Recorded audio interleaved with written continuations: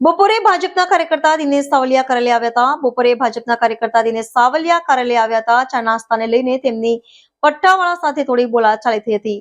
આ બોલાચાલી અંગે પટ્ટાવાળાએ ખજાનચી શૈલેષ જરીવાલાને જાણ કરી હતી. અચાનક જ ખજાનચી શૈલેષ જરીવાલાએ દિનેશ સાવલિયા સાથે વિવાદ શરૂ કરી દીધો હતો. બપોરે ભાજપના કાર્યકર્તા દિનેશ સાવલિયા કાર્યાલય આવ્યા હતા. બપોરે ભોજનના કાર્યકર્તા દિનેશ સાવલિયા કાર્યાલય ખાતે આવ્યા હતા. ચા નાસ્તાને લઈને તેમની પટ્ટાવાળા સાથે થોડી બોલાચાલી થઈ હતી. આ બોલાચાલી અંગે પટ્ટાવાળાએ ખજાનચી શૈલેષ જરીવાલાને જાણ કરી હતી. અચાનક જ ખજાનચી શૈલેષ જરીવાલાએ દિનેશ સાવલિયા સાથે વિવાદ શરૂ કરી દીધો હતો, જે બાદ દિનેશ સાવલિયાએ શૈલેષ જરીવાલાને લાફો ઝીકી દીધો હતો.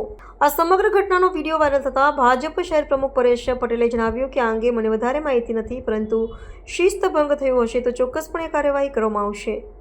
દિનેશ સાવલિયાએ જાહેરમાં લાફો ઝીકી દીધો. પ્રાથમિક માહિતી મુજબ ઝઘડો એટલો ઉગ્ર બન્યો હતો કે કાર્યકર્તા દિનેશ સાવલિયાએ ખજાનચી શૈલેષ જરીવાલાને જાહેરમાં લાફે ઝીકી દીધો હતો. આ ઘટનાથી કાર્યાલયમાં હાજર અન્ય કાર્યકર્તાઓ અને હોદ્દેદારો પણ સ્તબ્ધ થઈ ગયા હતા. દિનેશભાઈનો પિત્તો છટકતા અચાનક લાફાવાળી શરૂ કરી દીધી.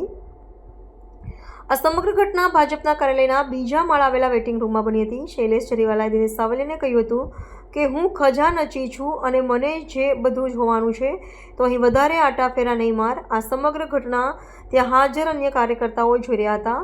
શૈલેષે દિનેશને ધક્કો મારી દીધો હતો. આ શબ્દો બોલતા દિનેશભાઈનો પણ પિત્તો છટક્યો હતો અને તેઓએ અચાનક લાફાવાળી શરૂ કરી દીધી હતી. પક્ષ કોઈ શિસ્તભંગના પગલાં લે તેવી શક્યતાઓ. કાર્યાલયની અંદર જ આ પ્રકારની ઘટના બનતા સુરતના રાજકીય વર્તુળોમાં ચકચાર મચી ગઈ છે.